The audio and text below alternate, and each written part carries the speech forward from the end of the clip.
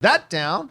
Let's move on to our next topic here, shall we? Paris, what do we got up next? Well, of course, on Saturday night, Marvel held its highly anticipated Comic-Con Hall H presentation.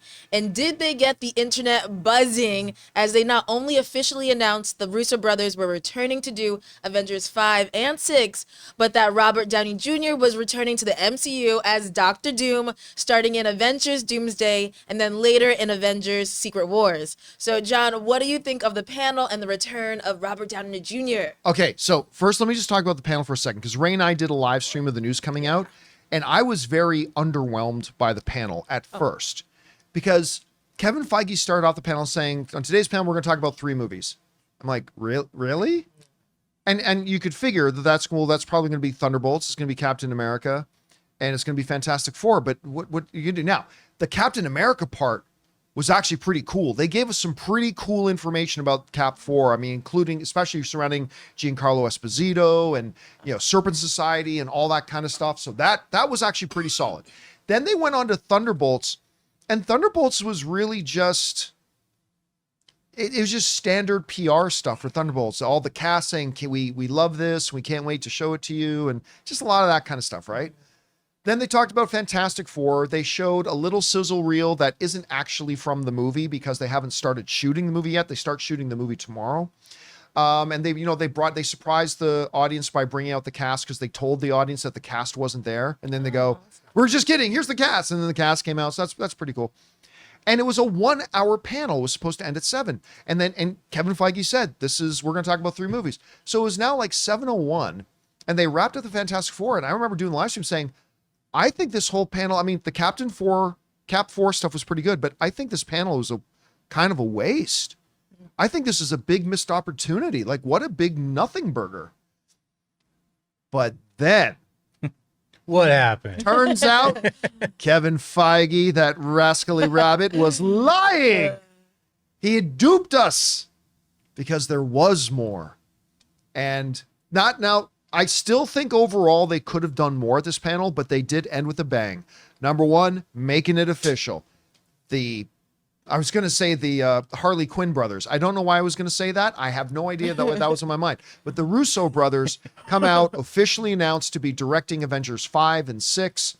That's big, obviously big. So they came out on stage, audience went wild, all that kind of stuff.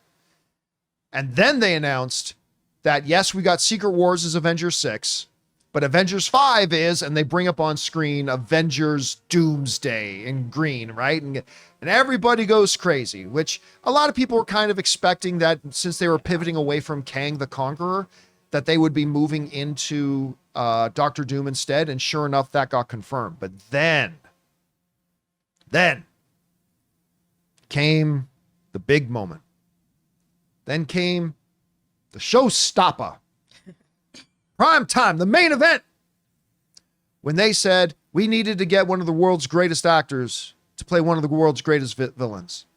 And all these Doctor Dooms come out dressed up, including one Doctor Doom in lighter green with the mask on. And he stepped up, reached down, pulled off the mask.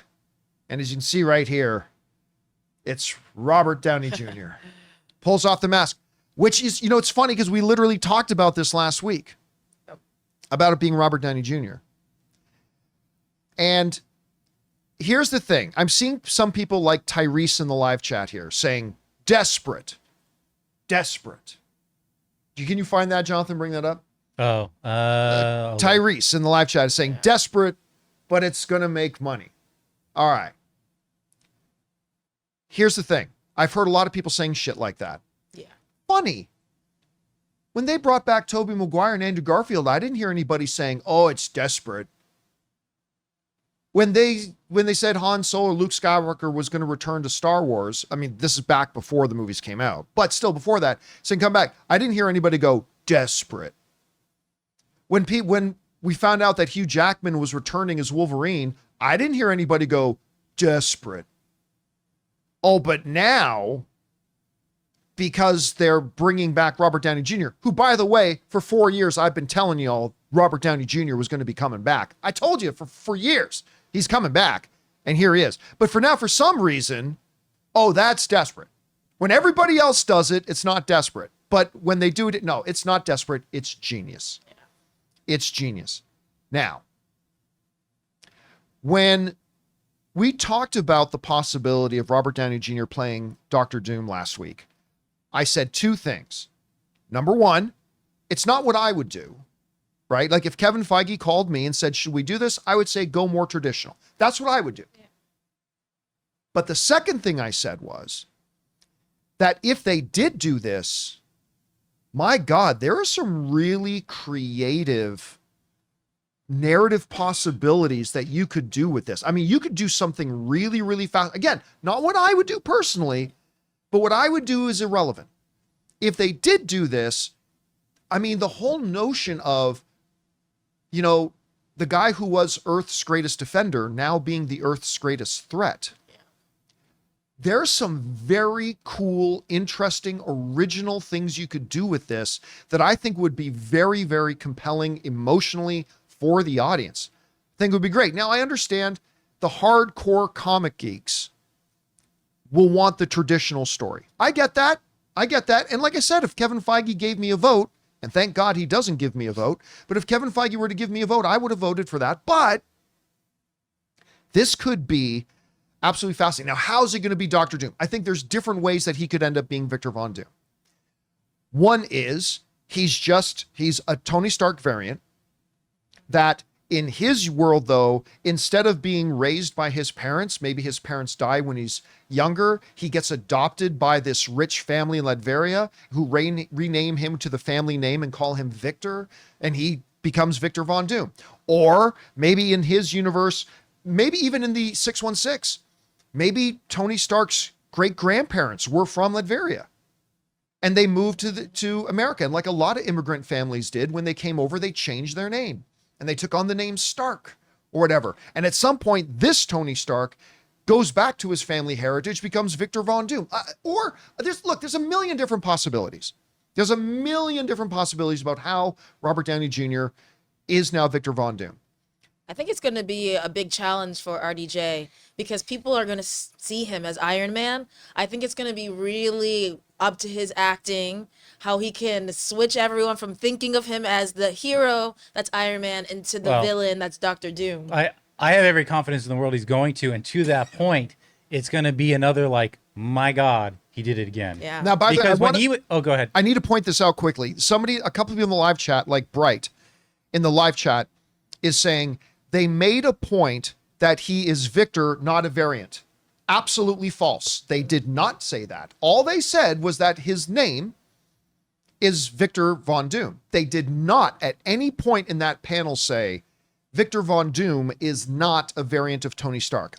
Look, I'm not saying that's what it is going to be or isn't going to be, but I just want to correct this misperception out there that people are spreading that they made a point to say he's not a variant.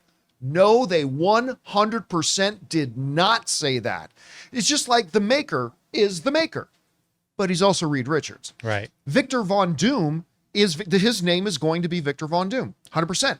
But there's 100 different creative ways that this Victor Von Doom is a Tony Stark variant. Either because, again, he gets adopted when he was young, maybe his family history is from Latveria the whole time and he adopts it. Maybe just as Tony Stark, he decides, hey, I'm the smartest guy in the world, I should be ruling the world, takes over one of the nations of the world and renames himself Victor Von. Look, all I'm saying is there's a million different ways that he both is a Tony Stark variant and his name is Victor Von Doom. Do they even say he's Latvian? I think they will. I think they're going to keep that part of the story. I don't know. They never said they were, but they could. I'm almost wondering if, and this is just pure speculation and me just like writing a script, but what if this is like a different universe and it's Sokovia, not Latveria? But Sokovia never had like a in our universe that kind of a government, at least not what they said. So no, but I'm just saying in his universe. Yeah, that it could like just like they call certain things and certain names, they change the names. Yeah. Maybe it's Sokovia instead That's just of Latveria. me like, oh, I could write this in the script. It could be nothing like that. I do think it's going to be Latveria though. Yeah. I do. Now, there are also some people in the live chat bringing up, well, no, he's just going to be a completely different character, no connection, not a variant, not anything like that. He's just got the same face because Johnny Storm just happens to have the same face as Captain America. That's a totally different situation because they were two totally different studio sets of movies. right? Like they did not have, it's not like the Fantastic Four were in the MCU and they had Chris Evans play Johnny Storm and then had him play Captain America. It was a totally different studio at the time. Now, again, not saying that's not what they're going to do. Yeah. They could. I'm just saying the argument of Chris Evans as Johnny Storm and Captain America doesn't apply here, because when that was done, they were two totally different studios making two totally different sets of movies. Right. So we want to thank a sponsor of today's episode, Hungryroot. Guys, you know me, I like things that make my life easier, especially things that make it easier for me to eat healthy and eat well, and certainly more effectively than trying to order from food delivery services. Hungryroot is the easiest way to eat healthy. They send you fresh, high-quality groceries, simple, delicious recipes, and essential supplements. It's like having someone else do all the planning and shopping so you don't even have to think about it. Hungryroot gets to know your personal health goals, dietary restrictions, favorite foods, how much time you want to spend cooking, and more. Then they build you a personalized cart with all your grocery needs for the week, including easy 4-ingredient recipes to put those groceries to use. Each order is fully customizable so you can take their suggestions or choose anything you want. They've got fresh produce, high-quality meat and seafood, healthy snacks, smoothies, sweets, ready-to-eat meals, kids snacks and meals, vitamins and supplements, and much more. Everything from Hungryroot follows a simple standard. It's got to taste good, be quick to make, and contain whole, trusted ingredients. Right now, Hungryroot is offering the John Campea Show listeners 40% off your first delivery and free veggies for life. Just go to hungryroot.com/Campea to get 40% off your first delivery and get your free veggies. That's hungryroot.com/Campea. Don't forget to use our link so that they know we sent you. Listen, again, not what I would have voted for, but I think the potential is there. And this is where we as movie fans, and I talked about this, I think on a little bit on our Deadpool open spoiler discussion yesterday. Whereas we as movie fans, and I mean all of us, because if you say you've never done this, you're lying. I know I've been guilty of this too, so I'm including myself in this, okay? We as movie fans get so precious sometimes about what we want to see happen that when they don't do what we wanted to see happen, we cross our arms and stomp our feet and say, well, then I'm not interested unless it's going to be what I want it to do. And like I said, I've been guilty of that. 100% I have.